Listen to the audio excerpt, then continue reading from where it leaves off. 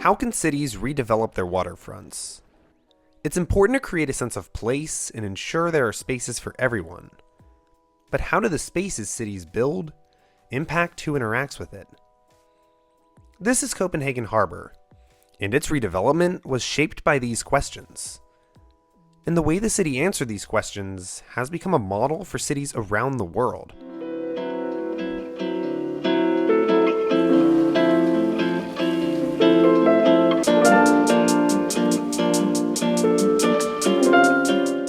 Today, Copenhagen is often considered one of the world's best designed cities. But it wasn't always.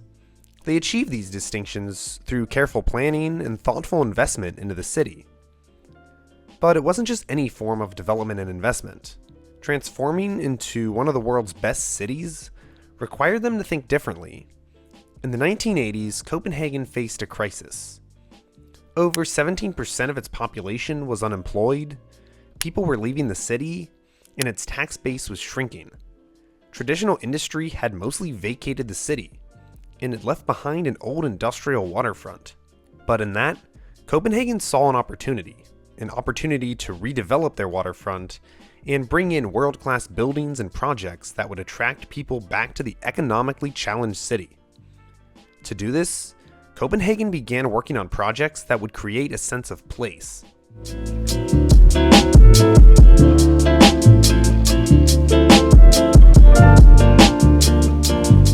The first part of their plan was to build brand new landmarks that would create more appeal, attract people to the city, and spur development along its harbor. This took shape across 3 large landmark construction projects.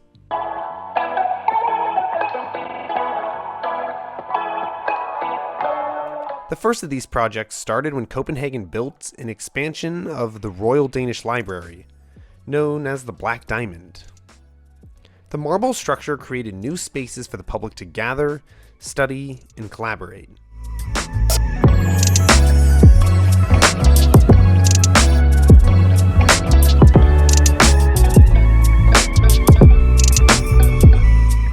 Down the harbor is the Copenhagen Opera House, serving as an architectural masterpiece along the water.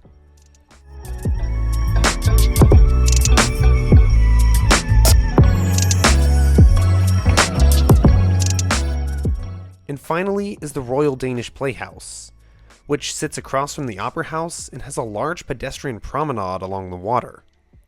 These structures indeed created amazing new spaces for the arts and for gathering, but they also did something else.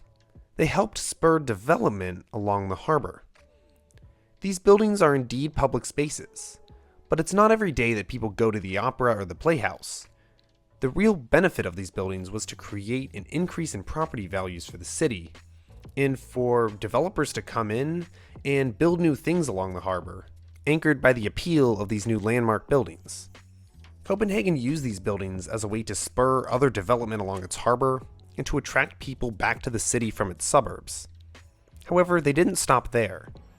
To truly make the harbor great, it needed to be accessible to everyone, not just playhouse, opera, and library goers. It's important to strike a balance between increasing the tax base through property values and ensuring that these spaces are accessible to residents across the city.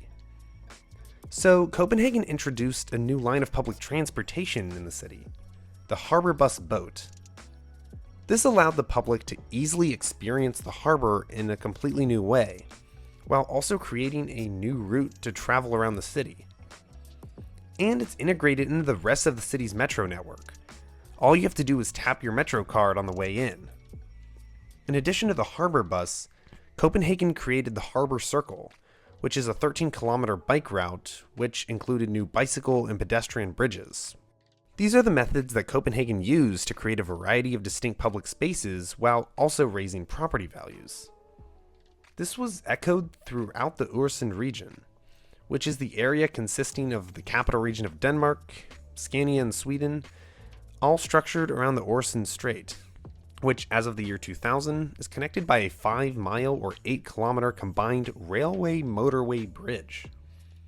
To gain a better understanding of how this waterfront placemaking strategy works, and how its implementation can impact who is included and excluded from enjoying these spaces, we're going to move across the Öresund Strait to Sweden's third largest city of Malmo.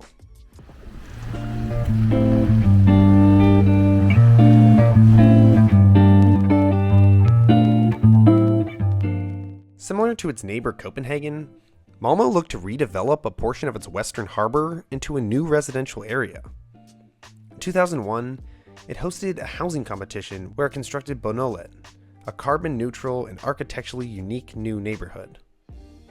It features tons of unique homes, and it sits on an incredible waterfront park that looks across the Öresund to Copenhagen.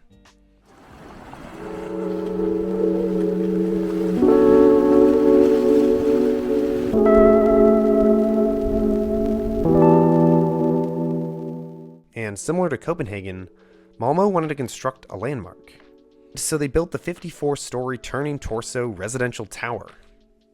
However, although this area is visually appealing, it's important to keep in mind who this type of place is built for. It created a huge benefit for the city, created tons of new tax revenues, and attracted more residents. However, these residential units fetch a higher price tag, which limits who has access to live in these great spaces. The amazing waterfront park benefits the Western Harbor residents and the city alike by boosting property values and providing great public space. However, conversely, it is also an example of placemaking for the people who live in that area. Although anyone can walk through, there is no real destination for residents who live outside that neighborhood. It's a good example of placemaking with the goal of increasing property values and city taxes.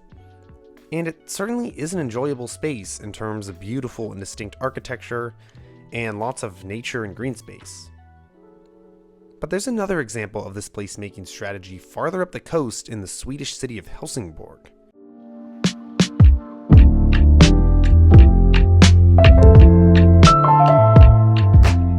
It again features a new development neighborhood on an old industrial waterfront. However, it feels more connected to the rest of the community than Malmo's Western Harbor project. It's easy and accessible to get there, and the public spaces that were created have a playful twist, with sliding benches, a water view net, and a pedestrian bridge to connect it to the city. Helsingborg's approach features many different uses that are all close together. The office building is across from the housing, and restaurants and businesses are present throughout the development. So how does Malmo and Helsingborg's housing-focused waterfront development strategy compare to Copenhagen's landmark-based approach? And which one is truly better? Well, you could argue that the landmark strategy could only ever work in a larger city like Copenhagen, but that's actually not necessarily the case. And proof of this lies a short ferry ride away across the Öresund in Helsingr, Denmark.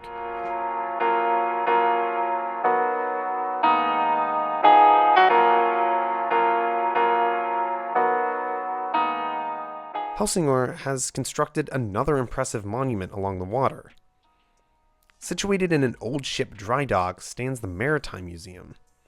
Helsingr, like Copenhagen, used impressive architecture as a way to draw attention to its harbor.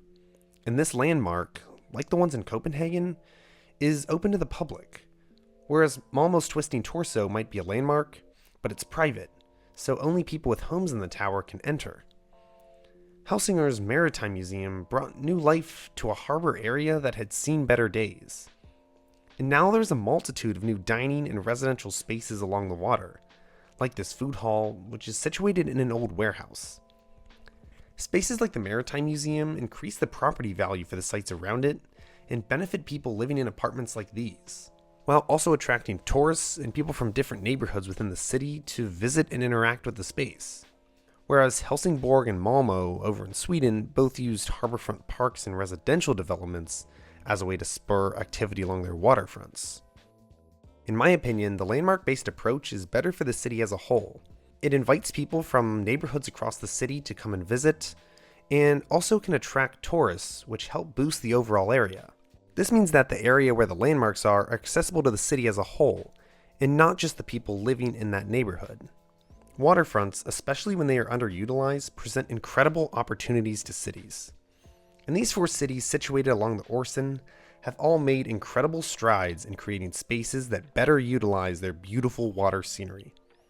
And together, they have formed a model for waterfront redevelopment projects that are studied by cities around the world.